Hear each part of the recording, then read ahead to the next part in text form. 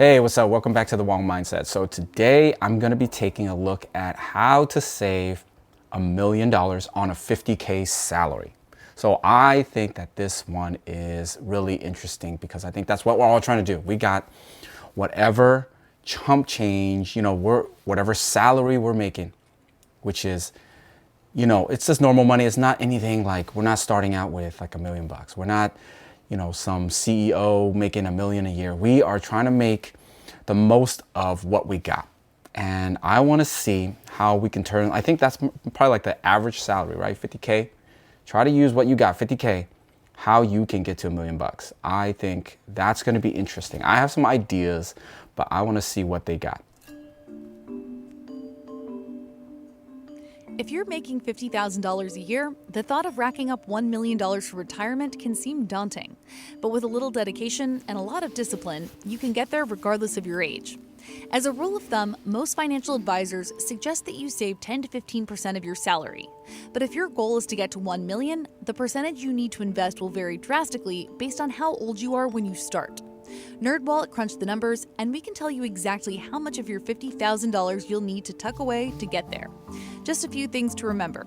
These numbers assume you have no money in your retirement plan, that you'll get a conservative 6% return on your investments, and that you'll retire at age 65.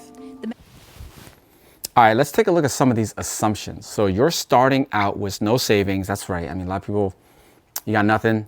Then how did we get there? And then your investments will earn 6%. Wow, very conservative, right? There's things out there that will get you your 6%. You can't put in savings. You use 0.002%, but you could put it in just the S&P 500, and that should even average more than 6%, even with inflation. So, and then you plan to retire at 65. So, yeah, okay, let's see what they got. I think most people should come up with something that works for them that will get them there before 65. I think there's a little danger zone when you get closer to 65. That age between 50 and 65, you're like in that range where, dude, they could eliminate your job at any time, right? What are you gonna do if you're 52 and then boom, we no longer need your position. We've eliminated it. We decided to go in a different direction, or it's redundant, whatever. And that job is gone, right? It's gonna be harder for you to find something that will pay you the same amount or just get back in easily, right? Maybe like in your 50s, you still be okay, but when you getting closer to 60, like that'll be tough, right? So I think that is so important to try to come up with something to get to your number before 65. Even just to set that goal to get you going. I think that's going to be really important. Let's get to the numbers.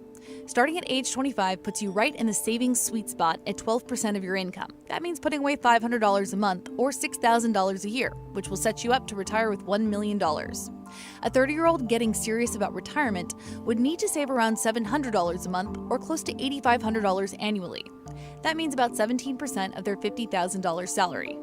If you wait until you're 35, it'll take about $1,000 a month or 24% of your salary straight into savings.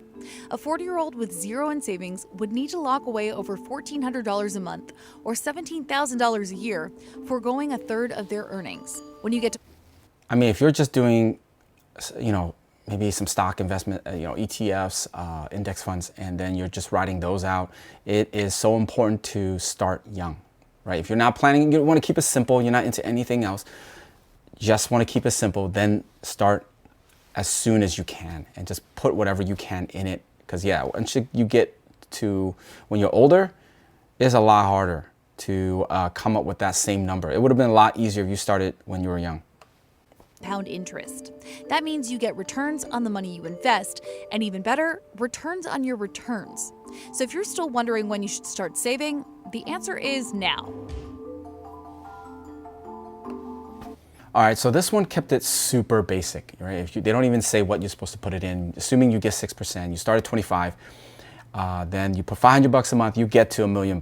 I think that is, if you don't want to do anything else, keeping it super basic, just put it in a low cost S&P 500 index fund over that entire time and just like set it and forget it. Just keep putting money in.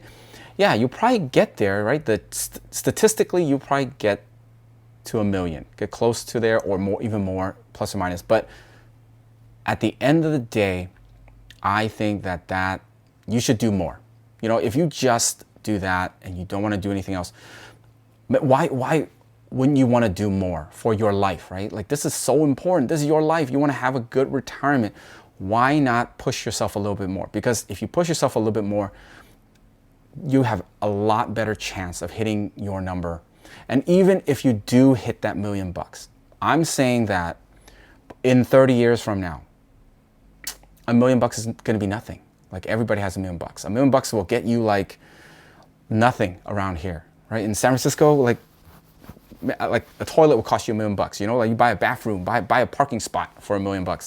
Like, I think that you should aim a little higher. You should be okay with doing a little bit more. It's fine to put in a little bit more time to see what else is out there that you could take advantage of, because there's a lot of information out there these days that you could just go online. You know what? Okay, stocks is one thing. There's a lot. It's really hard. It's a lot. You know, you don't know where to start. I mean, just go online, Google it, start somewhere. Start with some basic videos, beginner videos. You could just really get into it and really put yourself in a better position instead of just blindly S&P 500. I believe that there are better ways to put your money. And then the other thing is, if you just open your mind to any opportunities out there, real estate, you could look at a business. You look at different ways to make more money, save more money, invest that money to make more money, and ways to get around all the taxes. I think the taxes are the killer, right? You just go to your job, you get your 50K, you get taxed up the yin yang. And if you could find ways to really minimize your taxes legally, you just really give yourself better odds. So that's my thought on this one. Let me know what you think. What do you think about trying to get to $1 million with 50K? Like, what would you do? All right, thanks for watching, and I'll catch you in the next one.